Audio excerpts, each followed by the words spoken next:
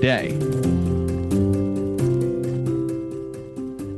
Our daughter Eliana is just at the age where she's really starting to understand the way we categorize time, right, and talk about the passage of time. Those things are so abstract for us in those first years of life. How do you explain what yesterday was to a 2-year-old, a 1-year-old? I never quite figured it out. Now she's kind of figuring it out for herself. Tomorrow is one that she's starting to understand a bit more.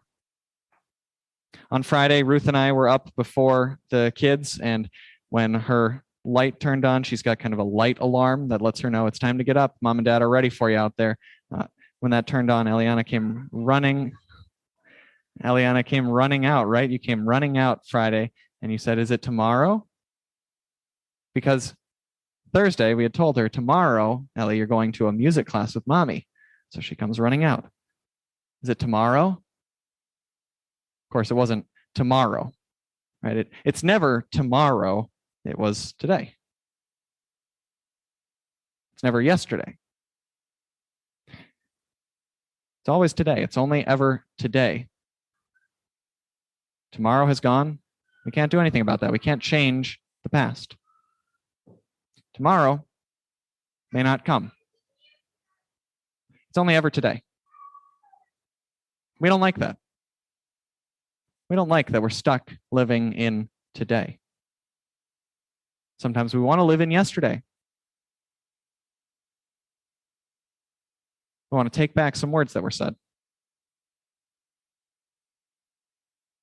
We want to see someone who's not here today one last time. We want to live in yesterday. Sometimes we want to live in tomorrow. We don't want to deal with the hard situation that's in front of us today. We don't want to deal with the person who's actually there in front of us today. We want to fast forward. We want to get ahead to tomorrow, to the person that's going to make us happier, to the place where we're going to be in a better spot. We don't want to deal with today. We want to get to the reward now.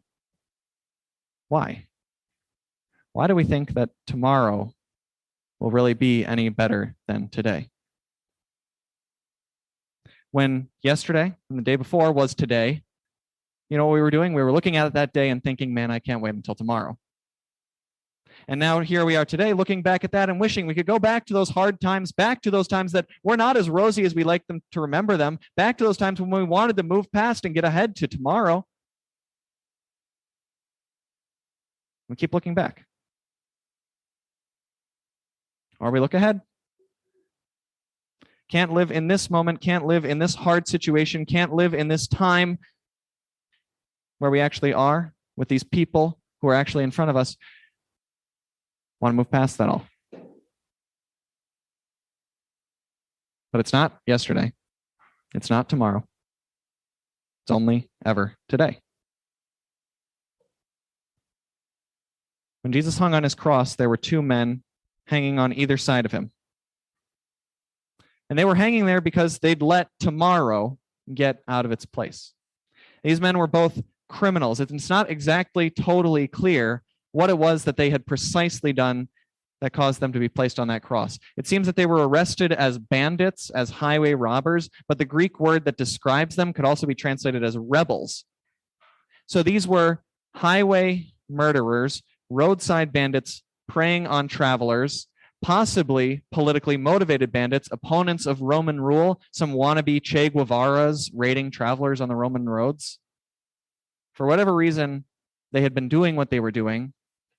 Maybe it was political profit. Maybe it was seeking personal profit, political change. They were looking for tomorrow. One day they thought, we'll retire as wealthy bandit legends, or we'll inspire real lasting change in our country. And instead, today, they were going to die. So as they hung there, with no more dreams of tomorrow in front of them, they got to think about yesterday. They got to think about the choices that they had made that got them on these crosses, choices that they could not take back. And they were aware that there was not going to be a tomorrow for them. Both of them seemed to be thinking about that pretty clearly. One man thinking about that cursed Jesus, belittled him, mocked him. Aren't you the Messiah? Save yourself and us. He knew that there wasn't a tomorrow coming. He didn't see any hope as he looked ahead. But you see the other man. Don't you fear God, since you are under the same sentence? We are punished justly, for we are getting what our deeds deserve. This second man, this bandit, this criminal, this live for tomorrow rebel is finally facing up to today. Facing up to what's in front of him, not looking ahead and not looking behind, looking today squarely in the eye. Today is the day he's going to die. He can do nothing to change his past. He can do nothing about his future. Recognizing that gives him the freedom to look at tomorrow and say this: Jesus, remember me when you come into your kingdom. Jesus, you are the one in charge of tomorrow. Jesus, for you, there is still going to be a win. I can't say the same thing about myself. I can say it of you. Jesus, tomorrow, remember me. Jesus answered him, truly I tell you, today you will be with me in paradise. Friends, surrender tomorrow.